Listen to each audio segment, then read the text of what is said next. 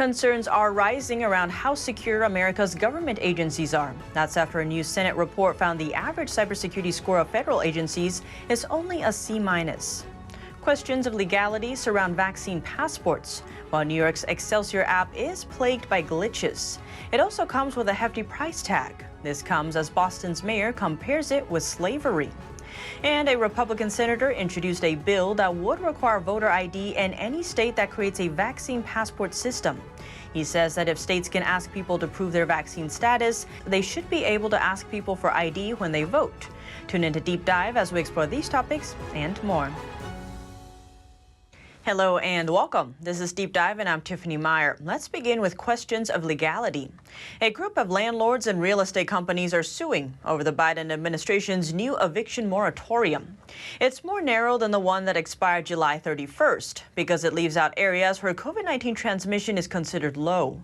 But it still covers some 80% of all U.S. counties. Attorneys for the plaintiffs filed an emergency application Wednesday night, calling the policy unlawful. They accuse the CDC of caving to a, quote, tidal wave of political pressure, adding the CDC appears to have acted in bad faith. They note landlords lost billions per month under the original eviction ban. On Tuesday, even Biden admitted it might not hold up in court. He says the idea is to delay evictions until people behind on rent can receive help. The Supreme Court upheld the CDC's original eviction moratorium, but Justice Brett Kavanaugh said Congress would have to act to extend it. And the legality of the so-called vaccine passports are also coming under scrutiny. New York City was the first city in the country to impose a vaccine requirement for many indoor businesses. The city accepts two apps, the Excelsior Pass and the NYC COVID Safe, to verify people's vaccine status. So how successful are the apps? MIT Technology Review did a rundown of the Excelsior app and found many users ran into issues when trying to verify their vaccine status. The system operates by pulling information from state immunization records, but it can be easily foiled by a data entry mistake at a vaccine clinic, such as a misspelled name or a typo in a birth date. There is also a hefty price tag attached. NYC has already spent $2.5 million to engineer the system through a partnership with IBM. But the New York Times notes the total cost could ultimately multiply to as much as $17 million. As to where these funds are coming from, the New York Times notes New York expects the federal government will reimburse all funds. So why the hefty price tag? That's because under the 3-year contract, the state requires IBM to deliver a so-called roadmap to cover the entire population of New York, 20 million individuals. Some say the price isn't worth it. As of July, Technology Review found the app had been downloaded 2 million times. That's roughly 10% of the states fully vaccinated. And as to where the app has been used, it's mostly been in high-end venues. Some are noting it'll be hard for small businesses to enforce due to lack of resources and manpower. And others note many in New York are already behind in rent and don't have the funds sufficient to get a smartphone. And also raising questions, there's no answer yet to what happens for religious or medical exemptions. And what about breakthrough cases? WebMD's chief medical officer, Jane White, tells Axios there could be a false sense of security among the vaccinated who aren't accounting for the Delta variant. He said, quote, if we think about breakthrough infections, how does a passport protect against that?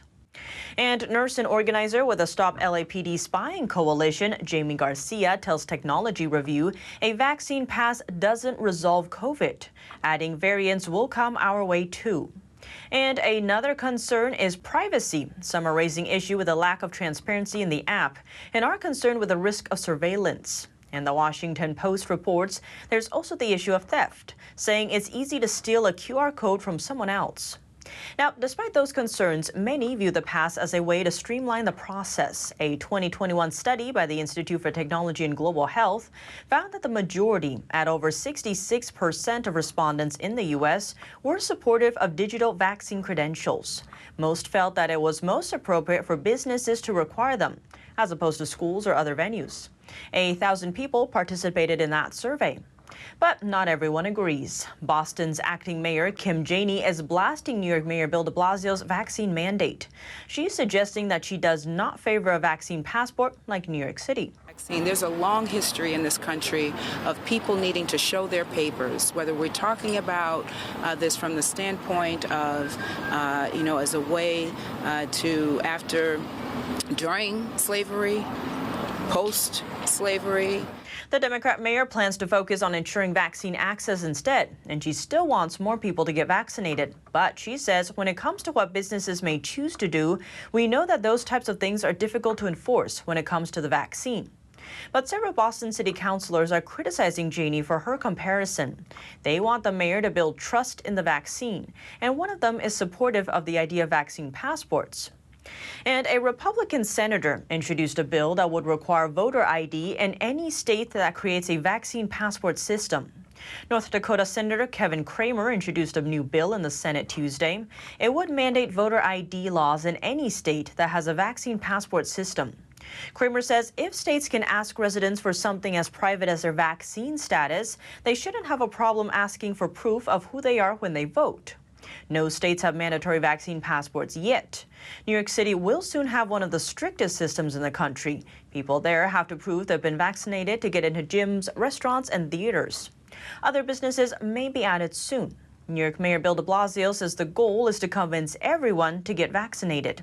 He says people with vaccines will have more freedom and more opportunities, and people without vaccines will have fewer options.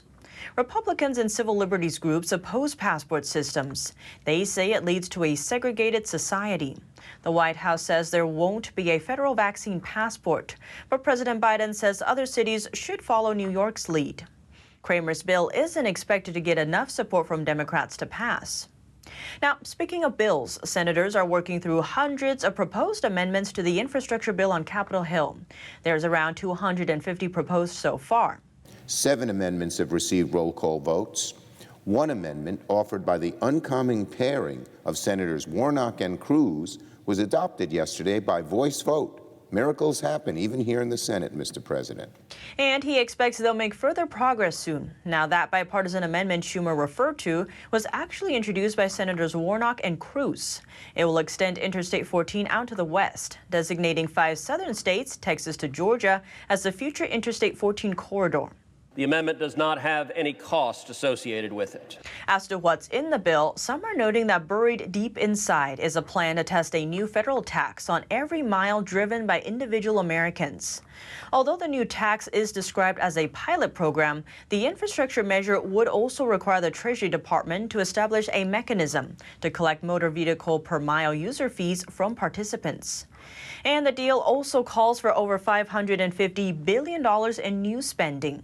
Some areas those funds are going towards includes $110 billion for roads and bridges, $73 billion to modernize the nation's energy grid, $66 billion for rail and Amtrak, $65 billion for broadband expansion, $55 billion to improve the country's drinking water, $39 billion for transit. The plan covers almost every corner of the U.S. economy. Senate Majority Leader Chuck Schumer said it's been decades since Congress passed such a significant standalone investment. Now, as to the big question, who's paying for it? There's been fears the brunt will fall on taxpayers. But the White House said the money will come from reclaiming unused COVID-19 aid funds, collecting unpaid taxes on cryptocurrency investments, and selling billions of dollars worth of oil from reserves. And America's infrastructure came into the spotlight, not just because of the trillions of dollars proposed, but because a report card showed it scored a measly C-. The American Society of Civil Engineers gave it a grade of C-. While it might seem low, it's actually up from the D+ from 4 years ago. And infrastructure isn't the only area scoring a C-. According to a new Senate report, government agencies' average cybersecurity score is only a C-. Senators Rob Portman and Gary Peters released a bipartisan report Tuesday on cybersecurity in the federal government. The report from the Senate Homeland Security and Government Affairs Committee rated 14 cabinet departments and 9 independent agencies. The average overall cybersecurity score is C-, with 5 departments getting a D: the Departments of State, Commerce, Education, Transportation, and Veterans Affairs. 3 independent agencies also got a D: NASA, the Social Security Administration, and the Office of Personnel Management. The report found that 7 agencies failed to comply with basic requirements in the Federal Information Security Modernization Act. Other findings showed that some agencies were using legacy systems no longer supported by the vendor, and some were failing to adequately protect personally identifiable information. Portman says it is unacceptable that our own federal agencies are not doing everything possible to safeguard America's data. The bipartisan pair made several suggestions, including a more coordinated federal approach to cybersecurity. And speaking of security, more details are coming out about the deadly attack of a Pentagon officer outside of the military complex on Tuesday. Officials say 27-year-old Austin William Lance of Georgia stabbed Officer George Gonzalez at the Pentagon Transit Center. The FBI says Lance exited a bus and attacked Gonzalez, quote, immediately without provocation. Gonzalez served with the Pentagon Force Protection Agency since 2018. He was promoted to the rank of senior officer last year. He also served in Iraq and joined the police force 3 years ago. According to the FBI, Lance then shot and killed himself with the officer's service weapon. Officials say Lance briefly enlisted with the Marine Corps in 2012, but never earned the title of Marine. The FBI is investigating. And now, before we end, in some lighter news, scientists say they found one of the world's rarest species of chameleon in Malawi. Chapman's pygmy chameleon was thought to have gone extinct from deforestation, but a team from the South African National Biodiversity Institute and the museums of Malawi found the animal in 3 forest patches. Their research was published this week in a Cambridge University Press academic journal. This chameleon blends into the leaves and only grows to about 2 inches. Scientists say the ones they found are isolated within their own location, making it nearly impossible to breed. The International Union for Conservation of Nature lists Chapman's pygmy chameleon as critically endangered.